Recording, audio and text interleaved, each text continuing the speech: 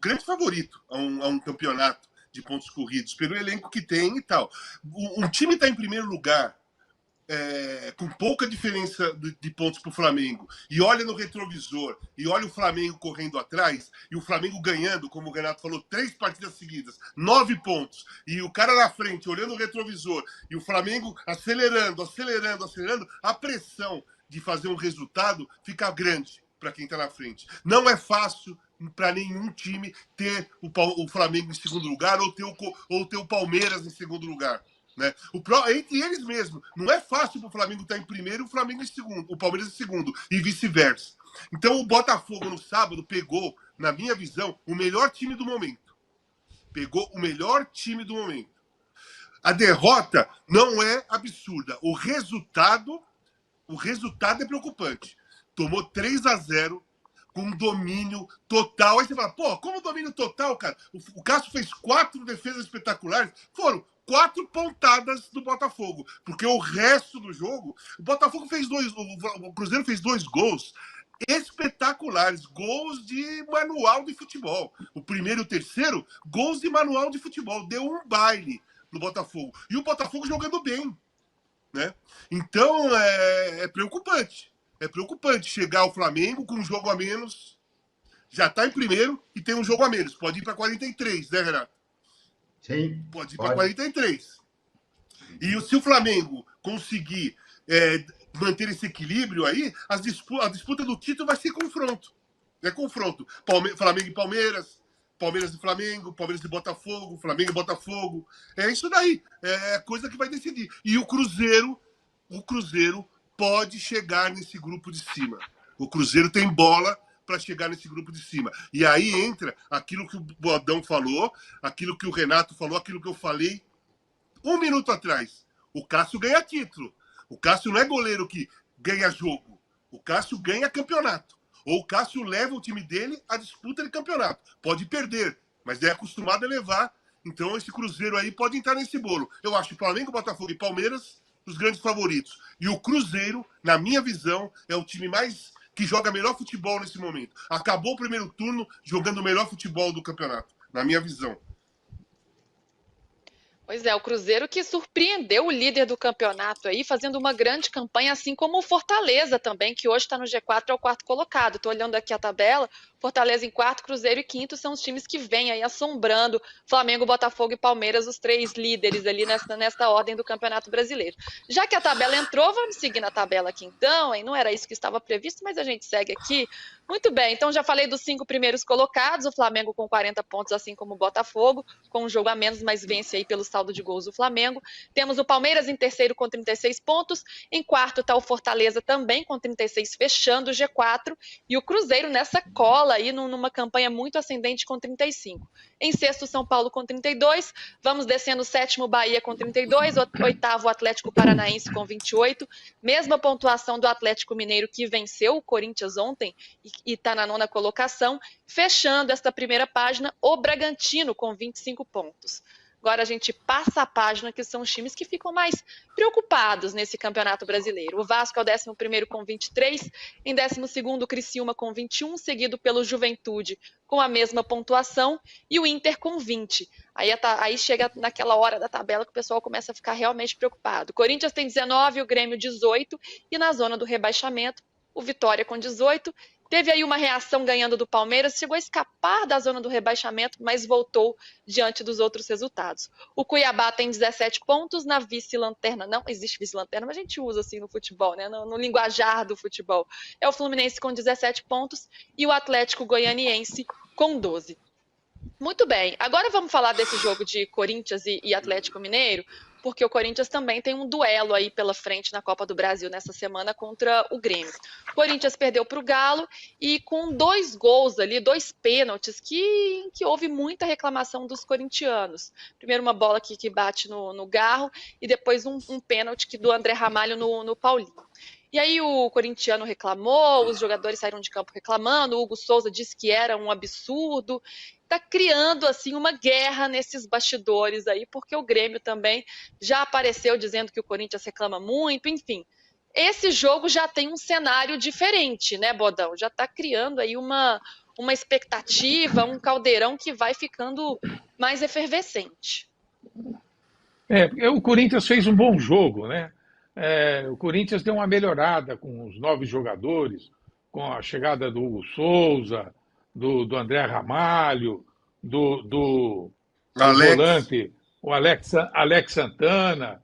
O Corinthians deu uma melhorada, deu uma encorpada como time, e o Ramon Dias parece que entendeu uma maneira melhor de jogar e fez um bom jogo, até não merecia perder. Sem corintianismo, não. Não merecia perder. Fez um jogo igual, falhou num quesito que achei que, segundo tempo, precisava atacar um pouco mais, ficou muito tempo atrás querendo segurar o resultado e se deu mal. O primeiro pênalti, não tem o que discutir, foi pênalti. O Garro ia tomar uma bolada na cara, botou a mão na bola. Antigamente, muito antigamente, isso era válido, mas hoje não é mais, né? Claramente, não tem o que discutir. Botou a mão na bola, é pênalti. O outro pênalti do André Ramalho é um pênalti discutível, porque você não vê na transmissão da televisão o toque no jogador. Só que o árbitro estava em cima do lance e apitou com convicção. Nesse caso, acho que o VAR, que a gente questiona tanto, mas eu acho que o VAR ajuda na maioria das vezes, não se meteu. Não se meteu. Porque acho que ele também nem tinha imagem provando que batia ou não batia no pé do jogador do Atlético. Mas aí o juiz apitou e está correto, o juiz viu, está em cima do lance.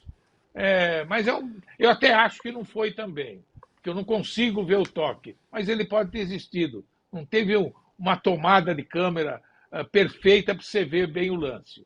Mas não tem o que chorar, o Corinthians tem que melhorar e está melhorando, mas cada jogo é uma decisão.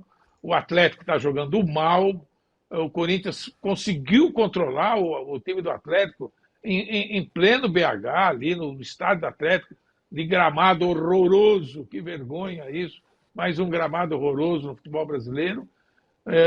Foi um jogo duro para os dois lados e o Atlético ganhou por causa desse lance discutível. Ô Renato, e o Grêmio tentando reagir na tabela, o Corinthians também, apesar dessa derrota para o Atlético Mineiro com essas polêmicas de arbitragem.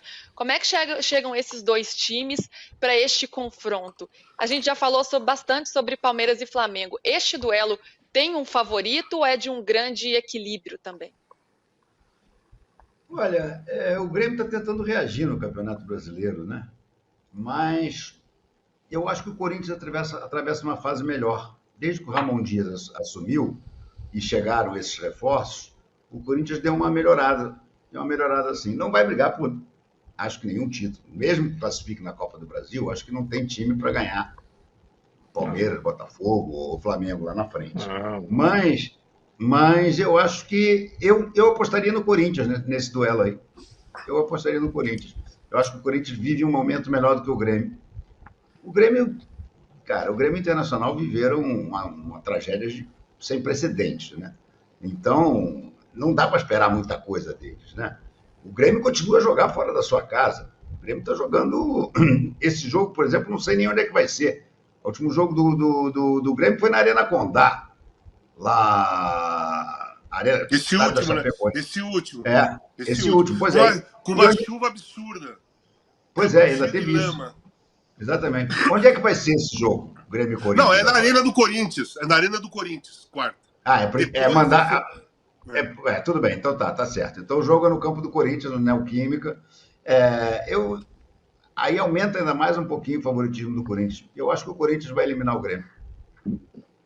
O Renato, só um detalhe que eu esqueci de falar. O Corinthians diz que o Ramon foi claro, que é uma decisão dele, da diretoria, o Corinthians vai privilegiar o Campeonato Brasileiro. Acho até que está correto, viu? Porque não deve ganhar nada na Copa do Brasil e corre risco de rebaixamento ainda, né? Mas ele vai poupar na Copa do Brasil? É isso? Se diz que vai priorizar o brasileiro, vai poupar na Copa do Brasil. Aí é duro, hein? Aí é duro. O time principal do Corinthians, porra, vai poupar?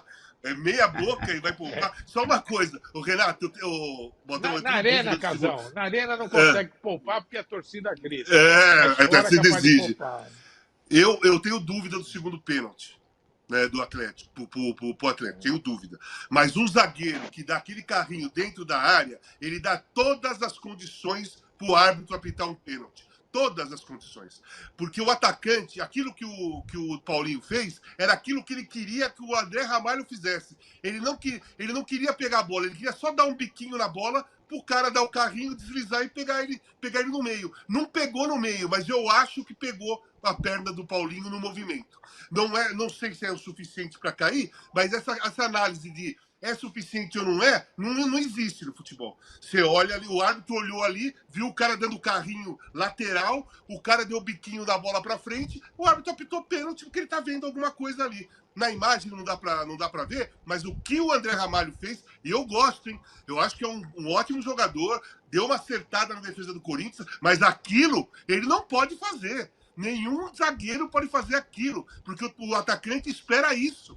Eu acho que na cabeça do André Ramalho, o Paulinho ia chegar batendo. E ele deu o carrinho para tentar travar.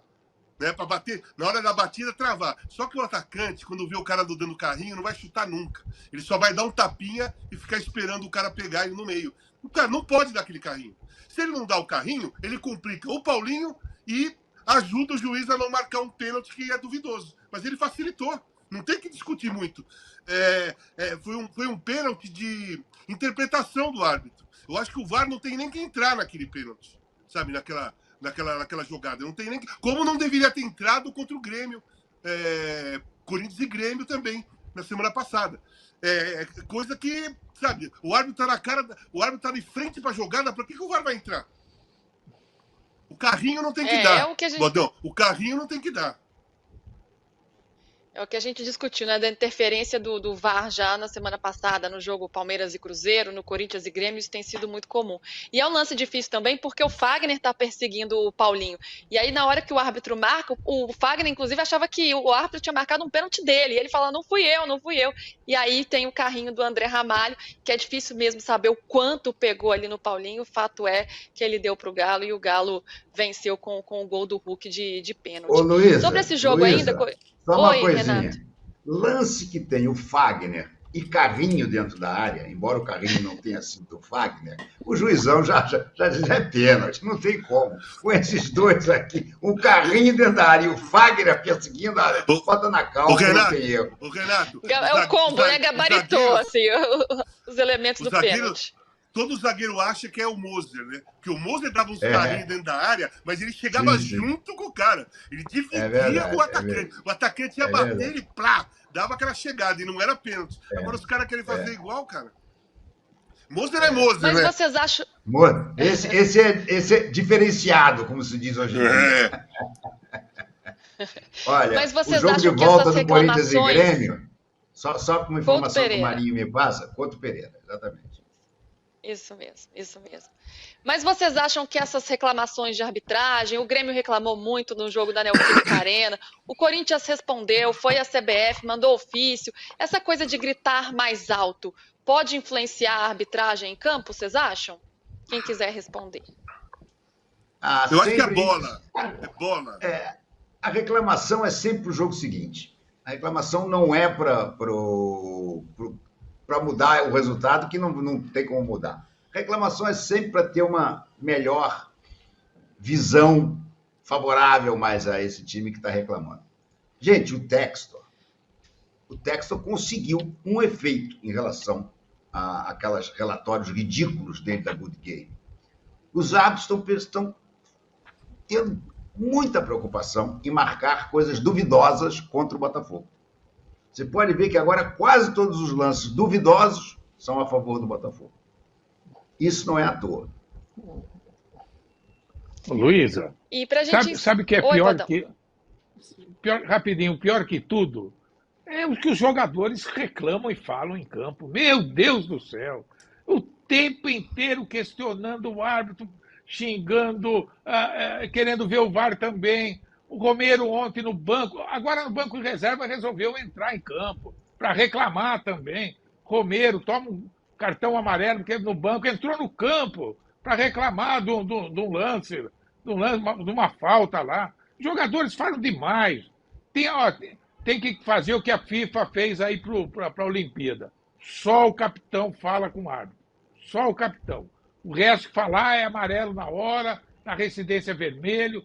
Tem que ser assim. Tá demais. Falta de educação esportiva total no Campeonato Brasileiro. Irritante, coisa que prejudica o espetáculo, prejudica tudo. Muito feio isso. É uma cultura, né, do futebol brasileiro, de pressionar a arbitragem, de simular, de fazer parte, de tentar tirar vantagem. Infelizmente, é uma cultura do nosso futebol. Ô, Casão, para a gente encerrar o assunto Corinthians aqui hoje, você já vem falando, né, o quanto o Corinthians precisa de um centroavante, de um outro atacante, por uma questão técnica mesmo. E agora o Corinthians está atirando para todo lado, né? Ele fechou um novo patrocinador, parece que vai entrar um dinheiro e está tentando ali um reforço de peso. Já foram falados vários nomes, Gabigol, Balotelli, enfim. E hoje um nome que o nosso colunista Samir Carvalho traz aqui no All Sport é o do Michael. Michael, para você, seria um bom nome para o Corinthians ou não? O Michael é um ponta aberto pela esquerda que parte para cima. Sabe, o Corinthians está precisando de um cara que faça gols. Faça gols. 5, 6, 7 gols. Né? Que dê pontos. E assim, é uma coisa que eu falo há muito tempo, que eu vou explicar de novo. O importante para um atacante não é mais o número de gols. Não é o mais importante, é o peso dos gols. Peso, o gol tem que ter peso, né? O Yuri Alberto fez o 4º gol ontem dele no campeonato, se eu não me engano. 4º gol dele no campeonato, né? Ele deu 2 pontos pro Corinthians. Os gols dele deu 2 pontos pro Corinthians. Aí eles vão falar, pô, é culpa dele o time? Não é questão de culpa dele. O atacante tem que fazer gol de peso. O garoto Cauã Elias, do Fluminense, ele fez 3 gols pro Fluminense e deu 7 pontos. 7 pontos do Fluminense foram com gols do Cauã Elias. O empate com o Criciúma, a vitória contra o Bragantino e a vitória contra o Cuiabá. Ele fez 1-0 com o Cuiabá, 1-0 contra o Bragantino e 1-1 contra o Criciúma. Foram gols do Cauã Elias. Em 3 gols, o garoto deu 7 pontos. É isso que é peso de gols. O Fluminense está lá embaixo ainda, mas ressuscitou e recuperou e está conseguindo respirar porque o garoto entrou e deu 7 pontos. Ele fez o gol dele, o time segurou e ele ganhou o jogo. Então o que está precisando, na minha visão, para o Corinthians, um centroavante. Não precisa ser centroavante de peso, não precisa ser fenômeno, não precisa pagar 3 milhões por mês para um cara. Contrata um cara, dá uma vasculhada na América do Sul, um centroavante mais jovem, que parte para cima e que faça gols. E que faça gols de peso. Por que Palmeiras acha jogador jovem na América do Sul e compra? Por que os outros, Botafogo tá achando, o Grêmio acha, o Flamengo acha, e o Corinthians só quer procurar cara com mais de 30 e pagar 2 milhões por mês? O Coronado ganha 2 milhões por mês na reserva do Corinthians, caramba. Pô, o Corinthians inflacionou a folha de pagamento. Então, semana passada era o Firmino, né? Estavam falando do Firmino.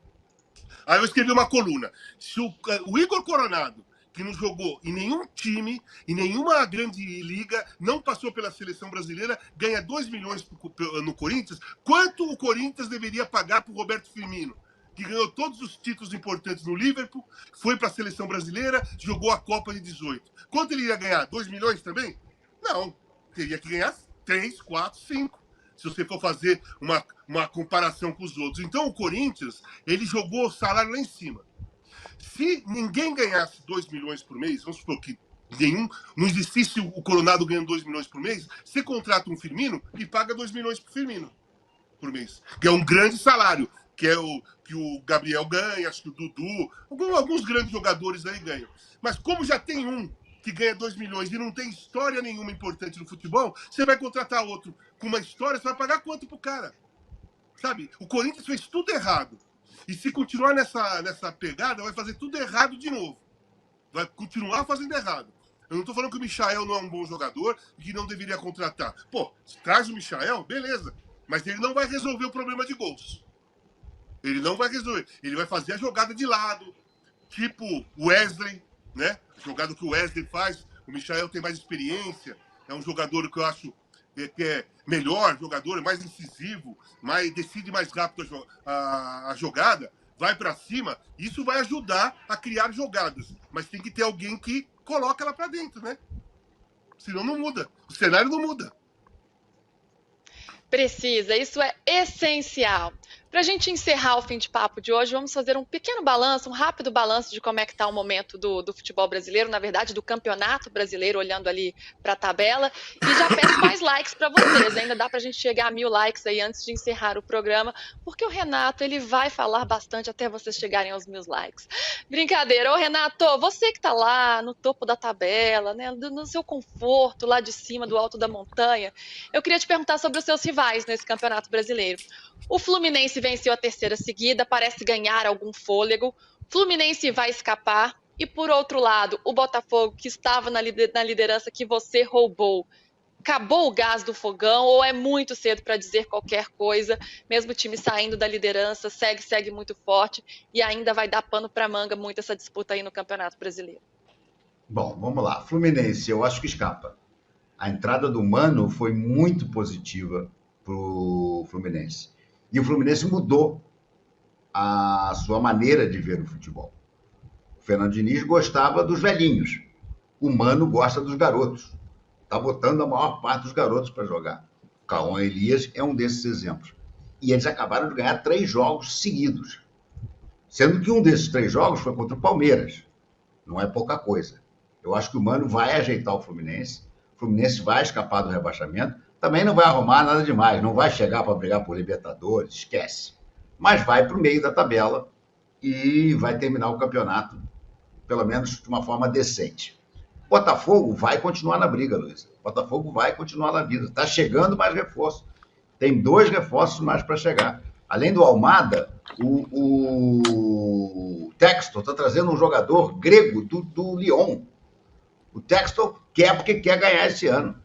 Ele está metendo a mão no bolso e está botando jogo. Deu um azar infernal com o Júnior, né? O Júnior Santos. O Júnior Santos, para mim, era o craque desse time do Botafogo.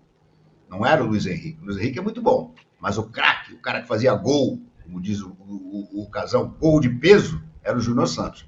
E o Júnior Santos talvez não jogue nem mais esse ano, porque ele fraturou a tíbia, né? Que agora chama-se fíbula, ou coisa que o valha. O Titei chegou até na medicina, para você ver. Na minha época era tíbia e perônio, mas enfim. O fato é que o Botafogo ainda tem um time forte e vai ficar mais forte com a chegada de reforços. Acho que o Botafogo vai brigar com o Flamengo e com o Palmeiras até o final por esse título. Não consigo ver o Botafogo caindo, não. Muita gente diz, começou a cair o balão japonês. Não, é bem diferente do ano passado. E outra coisa, esse Arthur Jorge é muito bom treinador. Ô, Bodão, olhando para a parte de cima lá da tabela, temos Cruzeiro em quinto e Fortaleza em quarto no G4. O Cruzeiro conquistou uma vitória super imponente e importante diante do Botafogo, então líder, e o Fortaleza vencendo o São Paulo. São 2 times que vêm crescendo muito neste Campeonato Brasileiro. Para você, essas 2 equipes são postulantes a algo a mais ou vão ficar na faixa ali brigando pela Libertadores, que claro, já é muito relevante. Mas dá para pensar nesses times cogitando inclusive um título ou é cedo para isso? Não seria o patamar desses 2 times? Eu acho cedo para isso. Também vejo uma grande evolução no Cruzeiro, acho que pode subir. O Cruzeiro também tem um jogo a menos do que Botafogo e Palmeiras. Acho que o Cruzeiro vai subir. Fortaleza, acho que o campeonato do Fortaleza é brigar por uma Libertadores. Não acredito que passe disso, não. O que eu vejo aqui no campeonato, os que estão lá em cima vão ter muita dificuldade para ganhar dos que estão lá embaixo. Porque lá embaixo a briga está muito grande. A briga vai se acirrar ainda mais. Com a recuperação do Corinthians, do Fluminense, o Grêmio, times grandes envolvidos ali, que vai ser uma pedreira. Acho que se a Copa do Brasil, a Libertadores, não trabalhasse muito, teremos um campeonato disputadíssimo. Eu vejo com todos os jogos difíceis, para todo mundo. Porque não tem quem está lá na frente, no bloco da frente, e ganha fácil do pequeno, não. O pequeno é todo. O que está lá embaixo é muitos times de tradição, de camisa. Então nós vamos ter um bom campeonato. Acho muito equilíbrio. Mais equilíbrio na parte de baixo do campeonato que de cima. De cima, só incluir o Cruzeiro em parceria com o Flamengo, Botafogo e Palmeiras. Não acredito muito no São Paulo. São Paulo parece que vai ou não vai. E o Fortaleza acho que joga por uma Libertadores, que já é um excelente trabalho digno de aplauso. Qual